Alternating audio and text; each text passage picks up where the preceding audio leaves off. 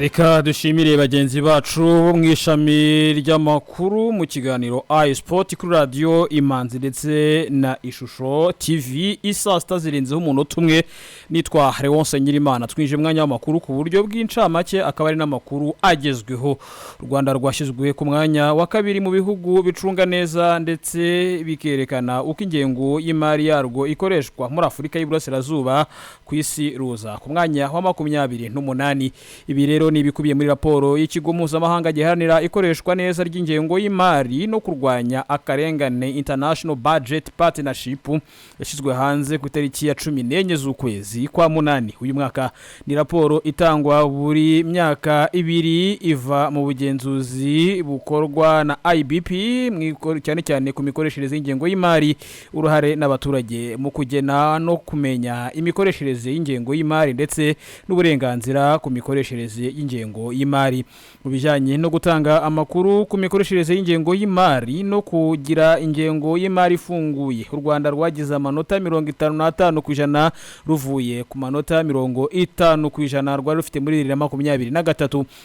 Bijanye no kugenzura imikoreshereze y'ingengo y'imari rugera 61% ruvuye kuri 56% rwa rufite 2023. Ni mu gihe kandi ibikorwa by'umugenzuzi w'imari ya leta aho u Rwanda rwageze 89%. Kubijanye n'uruhare rw'abaturage mu kugena ndetse no kumenya imikoreshereze y'ingengo y'imari, u Rwanda rwagize 26% ruvuye kuri 16% rwari rufite muri 2023.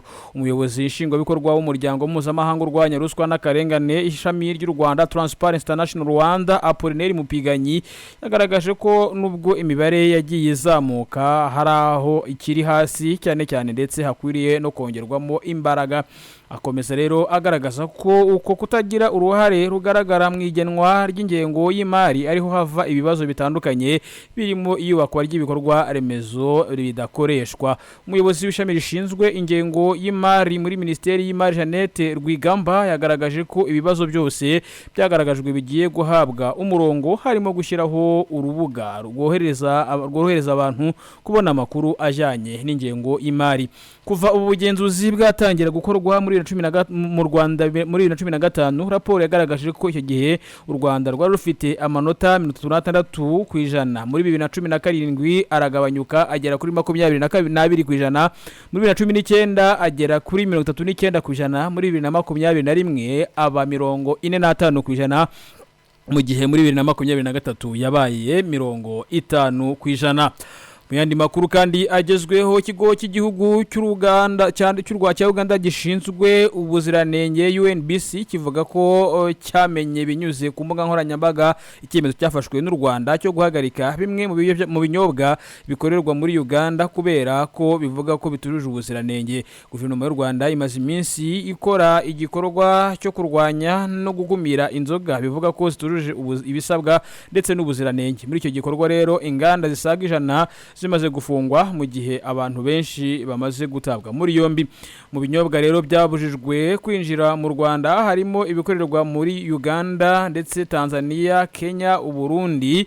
Itangazo ryashyizwe ahagaragara n'ikigo cya Uganda gishinzwe ubuziranenge UNBS rivuga ko hari raporo ivugwa ko yatanzwe n'ikigo cy'u Rwanda gishinzwe ibiribwa n'imiti FDA irimo urutonde rw'ibinyobwa 10 bikorerwa muri Uganda bivugwa ko bitakyemerewe kwinjira mu Rwanda.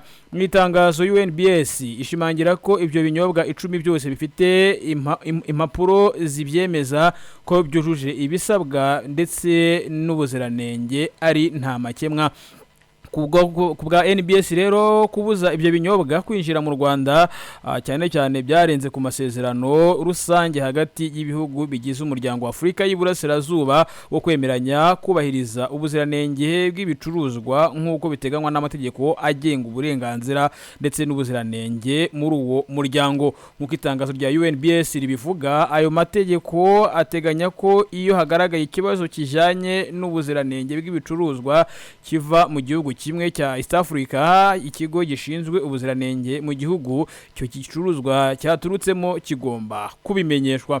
Mu makuru agezweho ari kuvugwa hanze y'u Rwanda, Perezida Felix Antoine Tshisekedi wa Repubulika ya Demokarasi ya Kongo guhera kuri uyu wa mbere tegerejwe mu ruzinduko rw'akazi rw'iminsi 2 mu gihugu cya Tanzania, nk'uko bigaragara mu itangazo ryashyizwe ahagaragara na Minisiteri y'Ububanyi n'Amahanga yo muri Tanzania. N'uruzinduko Perezida Tshisekedi yatumiwemo na mugenzi we Samia Suluhu Hassan kuva kuri uyu wa mbere kugeza ku munsi wo kuwa kabiri tariki ya 18 z'ukwezi kwa 8 2026.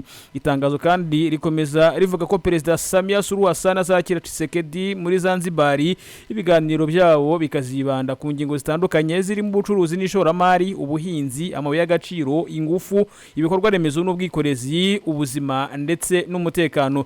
Nyuma y'ibiganiro byabo bakuru bombi kandi abakuru b'ibihugu byombi bazagirana n'ikiganiro n'abanyamakuru babagezeho ibyo baganiriye n'imyanzuro bafashe mu kurushaho gushimangira umubano hagati ya Repubulika ya Demokarasi ya Kongo na Tanzania, kandi hasohorwe n'itangazo rihuriweho.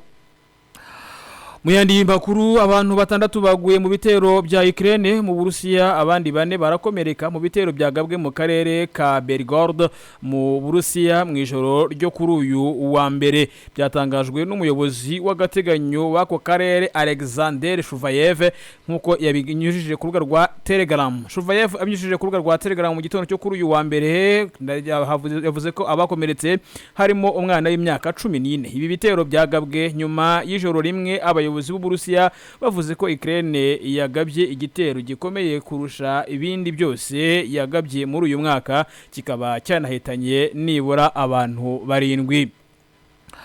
Mu yandi makuru tubabwire ko muri Repubulika ya Demokarasi ya Kongo icyorezo cya Ebola muri iki gihugu cyongeye gukora agashya, kuko icyorezo cyo mu bwoko bwa bundi buryo cyabaye icyambere gihitanye abantu benshi kurusha ibindi byigeze kwibasira iki gihugu. Kuva iki cyorezo cyatangira muri ku itariki ya 15 Gicurasi kimaze guhitana abantu bagera ku 2325 barenze ab'icyorezo cya Ebola cyageze hagati ya 2018 na 2020 cyahitanye. Iki kigo cya Repubulika ya Demokarasi ya Kongo gishinzwe ubuzima rusange cyatangaje ko kuri iki cyumweru hari amaze kwemezwa abarwayi 4945 barimo 101 bagaragaye mu masaha 24 yarashize. Naho Leta Zunze Ubumwe za Amerika kandi intumwa ya Perezida wa Amerika Donald Trump mu burasirazuba bwo hagati Jared Kushner yagiranye ibiganiro byasanzwe n'abayobozi ba Hamas kwishyirwa mu bikorwa bya gahunda y'amahoro ya Gaza ishyigikiwe na Amerika. Nyuma y'ibyo biganiro Kushner yerekeje muri Israel, abiteganyijwe ko ahura na Minisitiri w'Intebe Benjamin Netanyahu. Umuyobozi wo muri Palestina yabwiye BBC ko Kushner yahuriye mu Misiri n'itsinda rya Hamas riyobowe n'umuyobozi mushya w'uyu mutwe Khalil al-Haya. Ibi biganiro rero bikaba byarabaye ku cyumweru ndetse bakaba batandukanye mu rukera rwo kuri uyu wa mbere. Hamas nyuma yatangaje ko yasabye ubuhuza ndetse na Board of Peace Trump akaba yayisabye guhatira Israel kwemera gahunda yo gushyira mu bikorwa amasezerano. Amakuru ari kuvugwa mu mikino, ekipe ya APR FC iri kwitegura umwaka mushya w'imikino wa 2026-2027 yatangaje ko yahaye akazi umunyamaroke witwa Fuzir Mohamed nk'umutoza wongera imbaraga abakinnyi. Ikipe y'ingabo z'igihugu kandi ikomeje kwiyubaka kugira ngo izitware neza muri shampiyona itaha, aho usibye shampiyona y'u Rwanda izanakina n'imikino ya CAF Champions League.